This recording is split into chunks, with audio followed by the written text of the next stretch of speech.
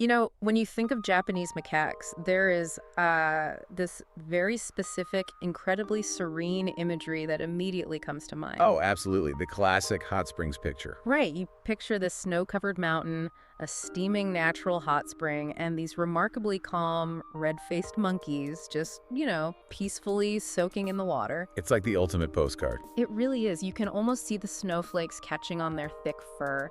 It's this image of nature existing in this quiet, respectful harmony with the landscape. I mean, it is entirely tranquil. It's almost like a Zen meditation brought to life. Yeah. And for decades, honestly, that has been the prevailing global image of human and macaque cohabitation. But then you look at the stack of materials we have for today's deep dive, and it completely shatters that image. It really does. We've got global news reports from 2022 to 2026, official national park guidelines, a literal hospital monkey bite care protocol, and all these viral social media updates. a pretty wild mix of sources. Right. And you fast forward to a modern residential neighborhood in Japan, and suddenly that tranquil hot spring monkey is, well, it's ripping through a nursery school window, Which is terrifying. actively trying to snatch a human baby from a crib. So today we are taking you, the listener, through this massive stack of sources to understand this incredibly paradoxical relationship we have with macaques. It's a huge shift. We're looking at how this dynamic went from frightening urban invasions that read like a horror movie to high-tech mountain border patrols, and then finally, and this is the craziest part, to our collective internet obsession with a single captive baby monkey. The contrast is just jarring. I mean, the question that really hovers over all of this data is, what does our global emotional reaction to a 7-month-old monkey holding an IKEA plushie tell us? Right, like what does it actually say about us? Exactly. It shows how completely disconnected we are from the harsh, unsentimental realities of wildlife. And to understand just how vast that psychological gap is, we have to look at what these animals are actually doing when they step out of those hot springs. Let's unpack the reality of the Yamaguchi City incidents. This was back in July 2022. Because when you read these reports, this wasn't just a case of like a raccoon knocking over a trash can in the suburbs. Snuggle. This was a wave of coordinated, relentless assaults. 58 people were attacked in a matter of weeks in the southwestern Japanese city. 58. That is a massive number for a wildlife incident.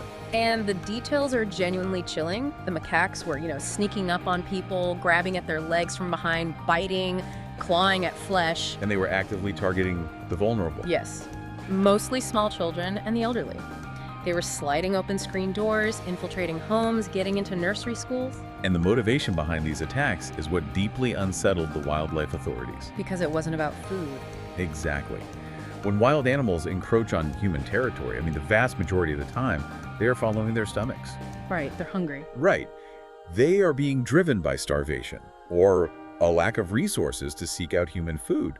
But the authorities in Yamaguchi quickly realized these macaques were entirely ignoring the gardens. And the garbage cans. Yeah, they were not interested in food at all. Which is why the standard playbook completely failed. Yeah. Right? I mean, you set up a baited cage with some fruit in it, and the monkey just walks right past it. Because it's not there for a snack. It got so bad that the city hall literally had to hire a special dedicated unit armed with tranquilizer guns just to hunt them down. Which is a massive escalation. It is, and that makes you wonder, if they aren't hungry, what is driving them to attack a human? I couldn't help but compare these Yamaguchi macaques to, like, a coordinated gang fighting for turf. That's a really interesting way to look at it. I mean, I have to push back on the traditional narrative that these are just lost animals wandering into town by mistake. Oh, they definitely are lost. Yeah. Right. If they are bypassing food to attack vulnerable humans, are we looking at a fundamental breakdown of the boundary between human and animal habitats? Are they, like, actively claiming territory? You are hitting on the exact behavioral hypothesis that scientists have been wrestling with. Really? Yeah. The experts in Yamaguchi were initially baffled because they couldn't even trace where this specific rogue troop came from. Wow. But behaviorally, we're seeing the results of habitat squeeze combined with high intelligence. When a socially complex species like a macaque is pushed closer to human settlements due to shrinking wild habitats, they observe us. They're watching what we do. Exactly. And when they realize that humans are not an absolute lethal threat, Like that we run away. right, that we run away, that we scream, that we don't fight back the way a natural predator would, they stop respecting the boundaries. So they're testing us. They're testing dominance. They're asserting themselves at the top of the local food chain, not to eat us, but literally to control the space. And their physical capacity to control that space is terrifying. I mean, the special unit in Yamaguchi eventually captured a male monkey believed to be one of the main attackers. One they had to euthanize. Yeah. This animal was about 49 centimeters tall, so over 1.5 feet, and weighed 7 kilograms, or about 15 pounds. Which might not sound massive on paper. No, it doesn't, but that is 15 pounds of dense, highly agile, aggressive muscle. And even after he was captured and euthanized, the attacks from the rest of the troop didn't stop. And, you know, the physical trauma of a bite or a scratch from an animal that powerful is severe on its own. Right.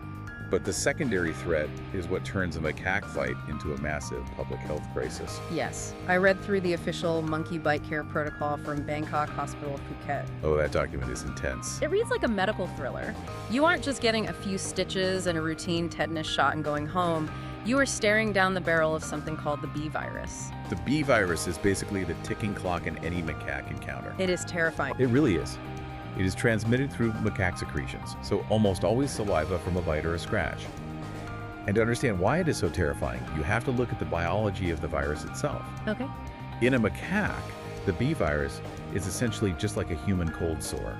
Wait, really? Just a cold sore? Yeah, it's a mild, highly common herpes virus that the monkeys live with perfectly fine. Their immune systems know exactly how to manage it. But when that saliva gets into human tissue, our biology just completely panics. It does. Because human nervous systems are completely unadapted to this specific viral strain. The virus doesn't know when to stop replicating once it enters our bloodstream. So what does it do? It starts deceptively mild. It presents with flu-like symptoms. You get a fever, chills, maybe some muscle aches. Which sounds totally normal. Right. You might even see some small blisters form around the wound, similar to a cold sore. But then the virus actually hijacks your peripheral nervous system. It literally climbs straight up your spinal cord to your brain. That is the exact mechanism, yes. It travels along the nerve pathways, causing severe inflammation in the brain and spinal cord. Oh, man. And this leads to escalating neurological symptoms.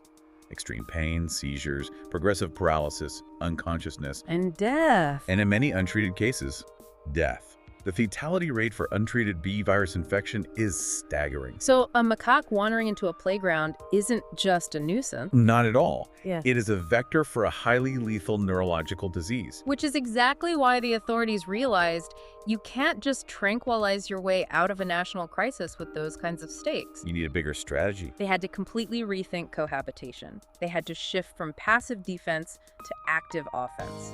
And this is where we see some truly fascinating countermeasures being deployed across Japan. We can trace the evolution of these countermeasures, starting with the official rules established by places like the Yamaguchi National Park back in 2019. What were their rules? Well, they laid out the harsh, unsentimental realities of primate behavior for tourists.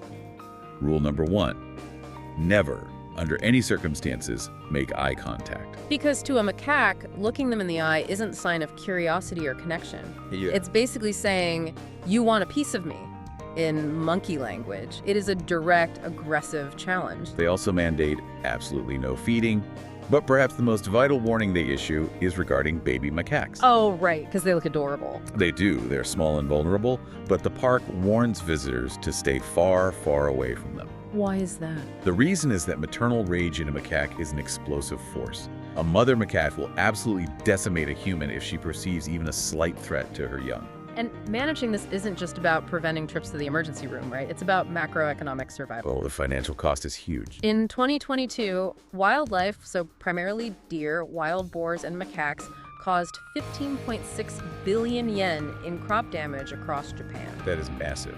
That is roughly $100 million of agricultural output completely destroyed. You can't just ignore $100 million being eaten or trampled. You certainly cannot, which is what forced local governments to really innovate. Right.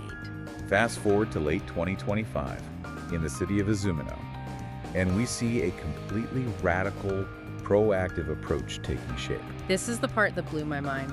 They abandoned the passive cages and the baited traps entirely. Because this is where it gets really interesting. They essentially created a high-tech border patrol. A literal border patrol. Yes. Azumino put together a specialized squad of 50 civil servants. They mapped a local population of about 600 monkeys living in the surrounding northern Alps. And they used tech to do it. Right, the squad uses GPS trackers. They actually collar the alpha males of the troops to monitor their movements in real time. Which is brilliant. And the second those monkeys cross the boundary line from the mountains into the residential and farming districts, the squad deploys. And their method of deployment is what makes it so uniquely effective.